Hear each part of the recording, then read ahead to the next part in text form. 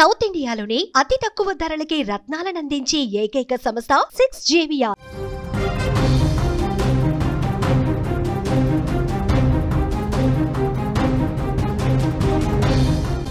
నేపాల్లో డిజిటల్ విప్లవం ఒక్కసారిగా భగ్గుమంది. సోషల్ మీడియా నిషేధంపై యువత పెద్ద ఉద్యమమే నడిపించారు. పార్లమెంటు భవనం వద్ద భీకరంగా ఘర్షణ వాతావరణం ఏర్పడింది. సైన్యం కాల్పుల్లో 20 మంది చనిపోయారు. 400 మందికి పైగా తీవ్రంగా గాయాల పాలయ్యారు. నేపాల్ హోంమంత్రి రమేష్ లేఖక్ రాజీనామా చేయాల్సిన పరిస్థితి ఏర్పడింది. భారత్లో నేపాల్ సరిహద్దుల వద్ద హై అలర్ట్ కొనసాగుతోంది.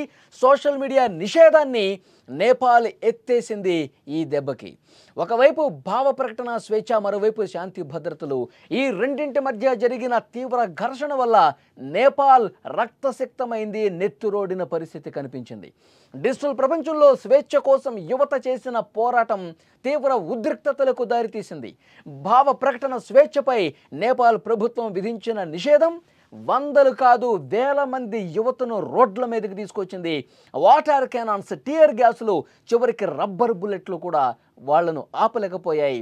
తీవ్రమైనటువంటి ఒక ఘర్షణ పూరిత వాతావరణం అక్కడ కనిపిస్తోంది. విజువల్స్లో మీరు చూస్తూ ఉన్నారు. పెద్ద సంఖ్యలో వేలాదిగా యువత రోడ్ల మీదకి వచ్చి ప్రభుత్వానికి వ్యతిరేకంగా నినాదాలు చేశారు.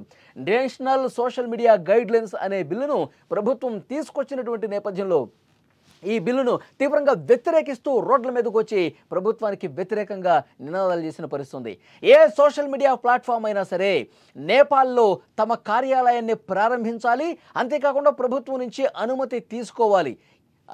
నేపాల్లో తీసుకొచ్చినటువంటి బిల్లు ఉద్దేశం ఇది. ఏ సోషల్ మీడియా ప్లాట్ఫామ్ అయినా నేపాల్లో తమ కార్యాలయాన్ని ప్రారంభించాలి, తర్వాత ప్రభుత్వం అనుమతి తీసుకోవాలి. ఇలాంటి కండిషన్స్ పెట్టిన నేపథ్యంలో ఒక ఘర్షణ పూరిత వాతావరణం అనేది అక్కడ కనిపిస్తుంది. ఎందుకంటే అశ్లీలత, విద్వేష ప్రసంగాలు కట్టడి చేయటం, నేరాలను అరికట్టడం అని చెప్పి ప్రభుత్వం చెప్తున్నప్పటికీ కానీ యువత చేతులకు ఒక సంకెళ్ళు వేసినట్టుగా యువత అక్కడ భావించిన పరిస్థితి. సోషల్ మీడియాను పూర్తిగా నిషేధం విధించిన నేపథ్యంలో ఒక్కసారిగా వేలాదిగా రోడ్ల మీదకి వచ్చి ఈ విధంగా ఆందోళన చేసిన పరిస్థితి. ఇక్కడ 1 కోటి మందికి పైగా నేపాల్లో ఫేస్బుక్ యూజర్స్ ఉన్నారు. 36 లక్షలకు పైగా ఇన్స్టాగ్రామ్ వాడుతున్న వాళ్ళు ఉన్నారు. సో వాళ్ళందరికీ ఒక సమస్యగా మారిపోయింది. వీటిని బేస్ చేసుకొని తమ రోజువారీ కార్యక్రమాలు చేసేవాళ్ళు, వ్యాపారం చేసేవాళ్ళు చాలామంది ఉన్నారు. సో దాని మీదే జీవనం సాగించే యువత కూడా చాలామంది ఉన్నారు. సో డెఫినెట్గా ఇది చాలా ప్రతిబంధకంగా మారుతుంది. సో యువతకి ఒక స్వేచ్ఛ లేకుండా చేస్తుంది. భావ ప్రకటన స్వేచ్ఛ మీద తీవ్రంగా దెబ్బ కొట్టినటువంటి పరిస్థితి ఉంది. కాబట్టి ఇంత ప్రతిఘటన వచ్చింది. రోడ్ల మీదకి వేలాదిగా యువతంతా కూడా చేరి ప్రభుత్వానికి వ్యతిరేకంగా నినాదాలు ఇస్తున్న పరిస్థితి. చాలా చోట్ల ఒక ఘర్షణ కనిపించింది. ఇక సైన్యం కూడా వీళ్ళను అడ్డుకునే దాంట్లో భాగంగా తీవ్రంగా స్పందించాల్సి వచ్చింది. ఒకవైపు రాళ్ళు రూతున్నారు, ఒకవైపు టియర్ గ్యాస్ ఉపయోగిస్తున్నా సరే, ఎక్కడ రబ్బర్ బుల్లెట్లు కొడుతున్నా సరే ఎక్కడ కూడా యువత వెనక్కి తగ్గిన పరిస్థితి లేదు. చూడండి, బ్యారికేడ్స్ పెట్టారు, వాళ్ళు ఆపే ప్రయత్నం చేస్తున్నారు. కానీ వేలాదిగా ఒక్కసారిగా రోడ్ల మీదకి రావడంతో సైన్యం కూడా చేతులు ఎత్తేసిన పరిస్థితి ఉంది. ఇక పరిస్థితి చేయి దాటిపోతుంది, శృతి మించుతుంది అన్న క్రమంలో ఒక్కసారిగా వాళ్ళు రబ్బర్ బుల్లెట్ల వర్షం కురిపించారు. హింసాత్మకంగా మారింది.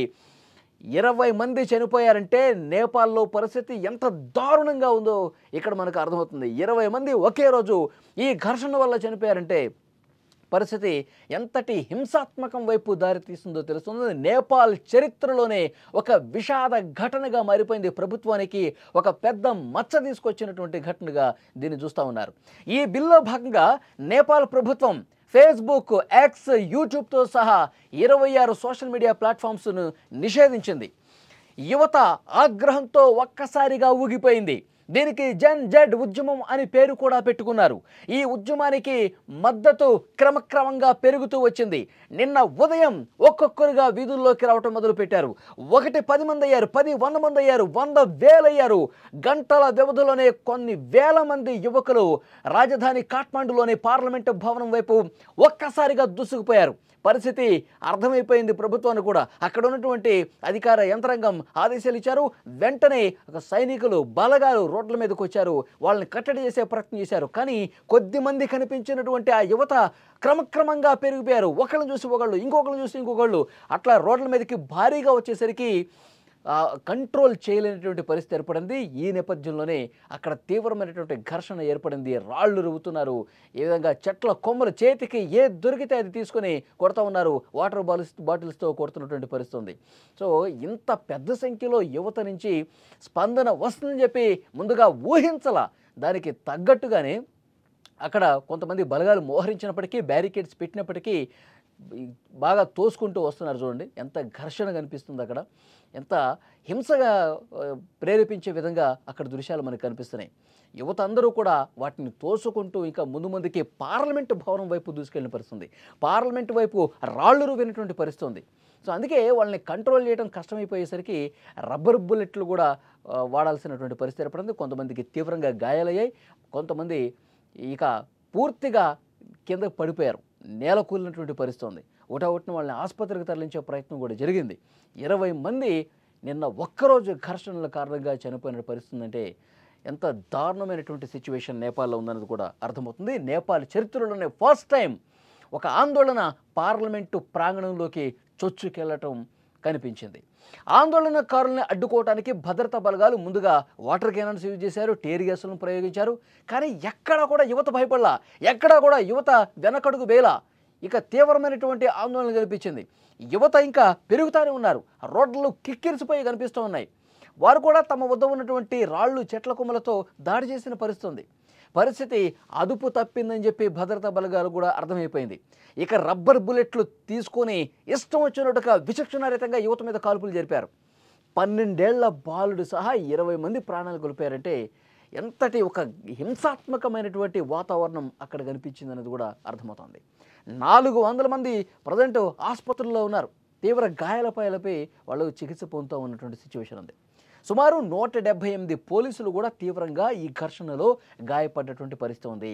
ఈ హింసాత్మక ఘటనతో పరిస్థితులు ఒక్కసారిగా మారిపోయింది. ఎందుకంటే ప్రజాప్రతినిధులు, అక్కడున్న పాలకులు కూడా చెమటలు పట్టించారు అక్కడ యువత. సోషల్ మీడియాను నిషేధించినటువంటి ప్రభుత్వం వాళ్ళ ఒత్తిడికి తలొగ్గింది.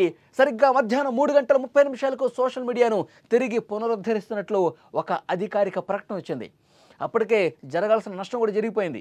నైతిక బాధ్యత వహిస్తూ ఈ ఘటనకు సంబంధించి నేపాల్ హోంమంత్రి రమేష్ లేఖకు తన పదవికి రాజీనామా చేశారంటే అక్కడ సిచ్యువేషన్ ఎంత బ్యాడ్గా ఉందో, తీసుకొచ్చినటువంటి ఒక బిల్లు, వాళ్ళు పెట్టినటువంటి ఆంక్షలు ఎంతటి హింసాత్మకమైనటువంటి ఘటనకి నేపాల్ చరిత్రలోనే ఒక మచ్చగా మిగిలిపోయినటువంటి ఘటనగా దీన్ని చూడాల్సిన అవసరం ఉంది. ప్రభుత్వం మీద ఒక బ్యాడ్ అయిపోయినటువంటి సిచ్యువేషన్ కనిపించింది. నేపాల్ చరిత్రలో పార్లమెంటు భవనం వైపు వేలాదిగా యువత తీసుకొచ్చి ఈ విధంగా ఆందోళన చేశారంటే చాలా పరిస్థితి భయానకంగా ఏ విధంగా ఉందో స్క్రీన్ మీద మీరు చూస్తూ ఉన్నారు. నేపాల్ సరిహద్దుల్లోని బీహార్లోని 7 జిల్లాల్లో కూడా హై అలర్ట్ ప్రకటించారు. మన దేశానికి సరిహద్దు ప్రాంతాలు ఏవైతే ఉన్నాయో, బీహార్కి సంబంధించిన కొన్ని జిల్లాలు ఏవైతే ఉన్నాయో అక్కడ ఒక హై అలర్ట్ ప్రకటించి ఎప్పటికప్పుడు పరిస్థితిని సమీక్షిస్తూ ఉన్నారు. నేపాల్ ప్రభుత్వం ఎట్టకేలకు తల వంచింది. సోషల్ మీడియా మీద నిషేధాన్ని ఎత్తేసింది. కేబినెట్ అత్యవసర సమావేశం అనంతరం కమ్యూనికేషన్, ఇన్ఫర్మేషన్ అండ్ బ్రాడ్కాస్టింగ్ మంత్రి పృథ్వీ సుబ్బగురంగ్ సోమవారం రాత్రి ఈ విషయాన్ని వెల్లడించారు. మొత్తం మీద ఒక చిన్న బిల్లుతో మొదలైనటువంటి ఈ వ్యవహారం తీవ్ర విషాదాన్ని మిగల్చడం అక్కడ అందరినీ కూడా ఆలోచనలో పడేసింది. అంటే ప్రజా వ్యతిరేకమైనటువంటి బిల్లు, యువతకి వ్యతిరేకంగా ఉన్నటువంటి ఒక నిర్ణయం తీసుకుంటే పరిస్థితులు ఏ స్థాయి వరకు వెళతాయి అన్నది కూడా యువత చేతికి సంకెళ్ళు వేసే ఒక బిల్లు తీసుకొచ్చి యువత ఆశల్ని పూర్తిగా నీరుగార్చే విధంగా ఒక బిల్లు తీసుకొస్తే పరిస్థితులు ఎంత దారుణంగా ఉంటాయి, ఎంత హింసాత్మకంగా పరిస్థితులు ఉంటాయి, ఎలాంటి ఒక ఘర్షణ వాతావరణం ఉంటుంది, ప్రభుత్వం ఏ విధంగా కదులొచ్చే పరిస్థితి ఉంటుంది, కూసాలు కదిలిపోయే విధంగా యువత స్పందిస్తారు అనటానికి ఒక ప్రత్యక్ష నిదర్శనంగా నేపాల్లో ఉన్నటువంటి దృశ్యాలే అద్దం పడుతున్నాయి.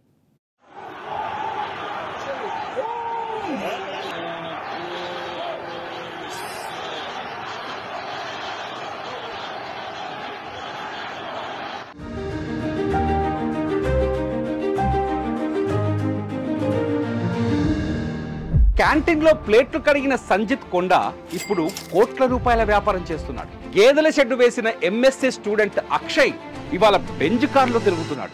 3 అడుగులు ఎత్తు కూడా లేని ఆర్తి డోగ్రి ఐఏఎస్ కొట్టి రాజస్థాన్నే వణికిస్తోంది. మహిళా పోలీసుకు భర్త సెల్యూట్ చేస్తే అవమానం అనుకొని ఐపీఎస్ చదివి మహారాష్ట్రలో అంబిక సూపర్ పోలీసుగా మారింది. వీళ్ళంతా మన చుట్టే ఉన్నారు. కానీ వీళ్ళ కథలే మనకు తెలియవు. కృషితో ఋషులుగా మారిన వీరి స్ఫూర్తినిచ్చే కథలు ఇప్పుడు మీరు సుమన్ టీవీ విజేతలు చూడండి. సక్సెస్ స్టోరీస్ కి care of address Suman TV విజేత.